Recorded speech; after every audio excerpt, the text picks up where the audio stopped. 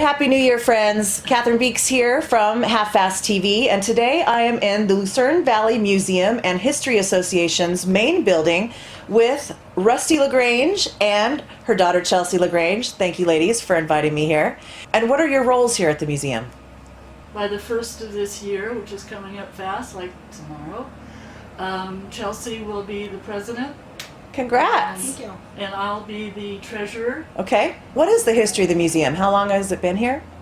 Since the It was- 60s. It was established around 64, and it was a hometown kind of museum where everybody would have potlucks and they go on little field trips and stuff. And when it started to grow, then the president had to have a little bit more control of how to manage that many people. So by the time Orville Green, and this room is named for him, by that time Orville Green was handling the field trips and the coordination and getting more members and stuff like that, that they decided that they wanted to break away from the county organizational side of it and break out on their own. Okay. You're located on 247 Old Woman Springs Road, right here in Lucerne Valley, next to the... The park and the library. Gotcha. Right in the middle. And your hours of operation? We are open on the first Saturday of every month from 10 to 2. Okay. And then on the last Friday of every month, we are starting to do our final Friday event. This Friday's is going to be a hot cocoa social. It's not here, but it's at the Moose. Okay. So, and other events will be held here, so we'll have other times that we're actually available to be open. Sure. And you have a lot of kids activities, I We noticed. do. Our first Saturday comes with a free kids activity. Cool. And if they fill out a question, or they just answer a question at the end of their tour, they can like go through the trophy box and fill out a toy. Oh, neat. That's fun. So what would you say are the most interesting artifacts or pieces of history that you have here? I'd say my favorite is the bottom dump ore wagon. Okay. It's in the back corner. And how was that used? It was loaded from the top with ore, and then it would be hauled to wherever, and the chain operated the bottom belly, and it opened up and dropped the ore. Oh, cool. And what else do you have here? Well, we're kind of proud of the fact that we have a portable jail. Yes, that jail is it's all crazy. made out of strap metal. It's very heavy. It has no bottom in it really, but it doesn't have a top. So it was the easiest way to put a bad guy in some kind of restraint, because out here you either used a smokehouse or a storage shed, and you had 24-hour service, some guy out front holding a rifle, waiting for the sheriff to come and get him. So It's great. that's a great attraction when we have classes coming through. I bet. Those third and fourth graders, they just beg to go to jail. It looks medieval. Yeah. It really does. You have docents here. If people take the tour, you go along with them and explain Yeah. everything? Yeah, we have a guided tour that you can go on, or you can just meander through the past Sure. and read the signs and look at stuff on your own. So Nice. it's up to you, and everything is free. Well, everything guided is free. We That's have really some nice. merchandise that isn't. But So is there an admission to get in the museum? no. Wow. But I'm assuming you really appreciate donations and Yes, always appreciate donations for sure, and membership is always appreciated as well. and how much is that?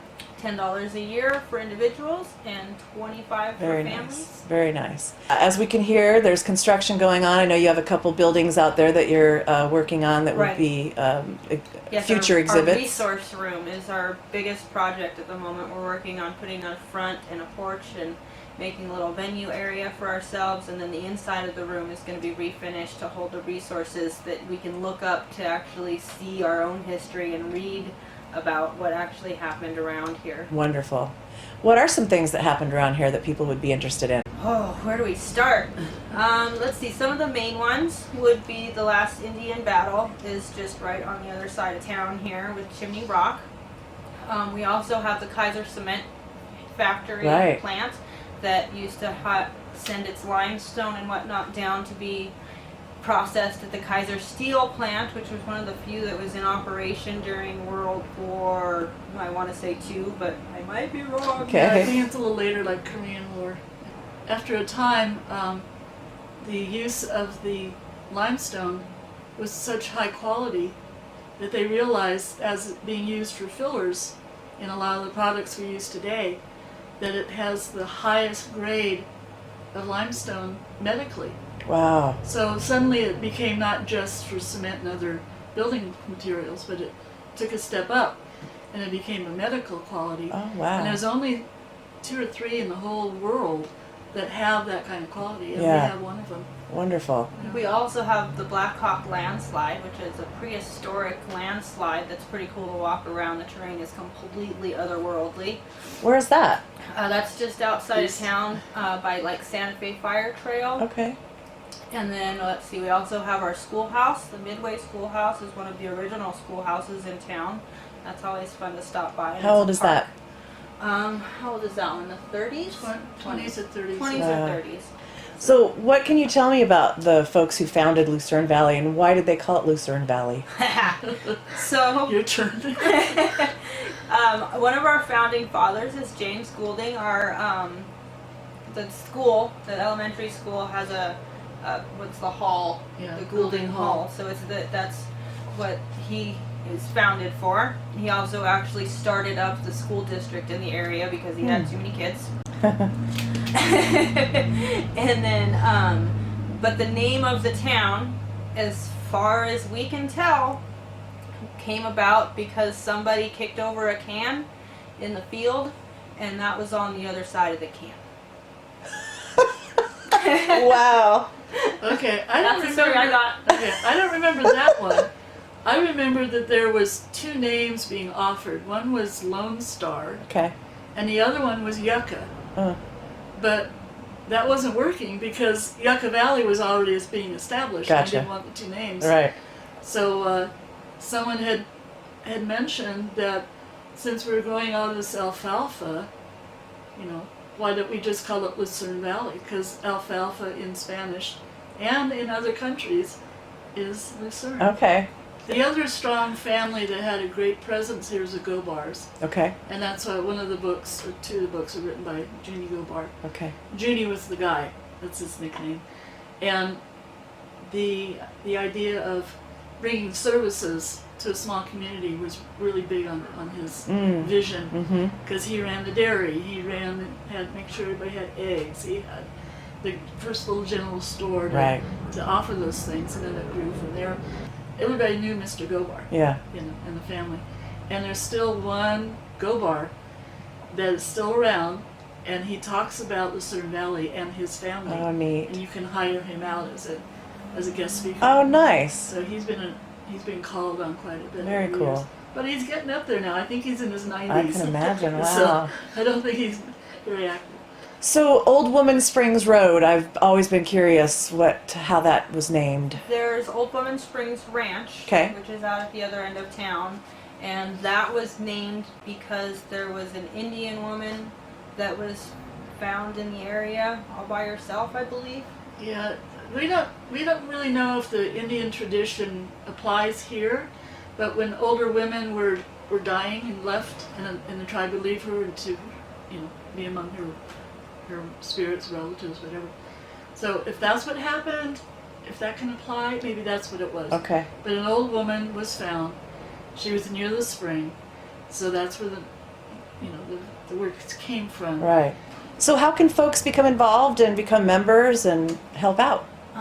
Well, you can show up at any one of our events. They're all open to the public. Membership is always, always, always encouraged. We are going to start a new program this year. It's going to be a volunteer membership. So instead of the $10 that you would normally pay, you're going to pay your membership with volunteer hours. Nice. It's 9 hours for the year. I think that's what we came up with. I forget. Pretty sure it's 9 hours. What pretty kind nominal. of duties would they do? Docent duties, if Okay. they wanted to volunteer out in the yard and help us maintain and clean up, if they wanted to join us with a project of like refurbishing something, that's also available. And how can folks find out about these field trips that you're talking about? You can always watch us on our Facebook page. We're going to have our new website launched here pretty soon, and that's going to definitely keep everybody up to date. We also post things around town, and we also have our stuff in the senior newsletter in town. Okay. And don't forget, I have a new project. Oh, yeah. I started last year, And it's a newsletter by email only Okay. to administrative levels of all the small museums in the high desert. Great. It's building slowly, but I'm getting them to respond to me. And Wonderful. it's called Circle the Wagons. I love it. And the concept is basically if all our little museums We're could gonna make join forces. Yep. it coalesce into an informational network. That's all I'm looking for. Yep. Please, give us your information. We'll share it Yep. and find out whether we're tripping over each other. Like we'll have events on the same weekends. Right. Exactly. And if we knew, Yeah. we wouldn't. That's wonderful. Things like that. That's valuable. Our new book, for instance, we put the book out there, let them know, and then other information straggling in saying, oh yeah, we've got this project and that. What are the other museums in the area? Uh-oh. There's a lot. There's the Route 66 Heritage Museum, which Right. is always a popular one. There's the Mojave River Valley Historical Society. which That's has one. got like 5 different museums under its umbrella. Okay. And that covers a lot of different history in the high desert. So if folks had something they thought was worthy of being in a museum, do you take donations? Absolutely, we do. Generally, we try right now, because of our size and the amount of work we need to put into what we have, we try and keep stuff that's just local related, Sure.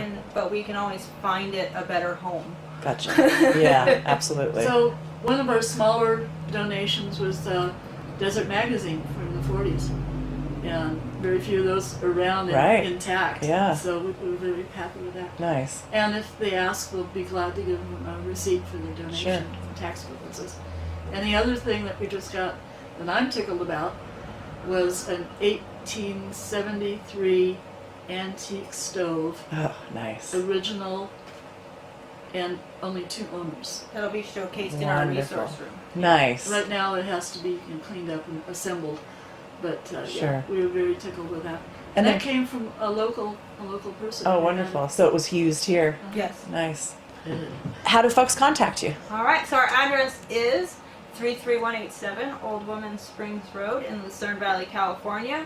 Our website should be up and running by the end of January, and that'll be hopefully at lucernevalleymuseum.org. Okay. And you can also like us on Facebook, where we keep updated regularly. Awesome. Okay, folks, get yourself down to the Lucerne Valley Museum and History Association right here in Lucerne Valley. Really cool place. Bring the kids so they can see what it used to be like. Right? Absolutely.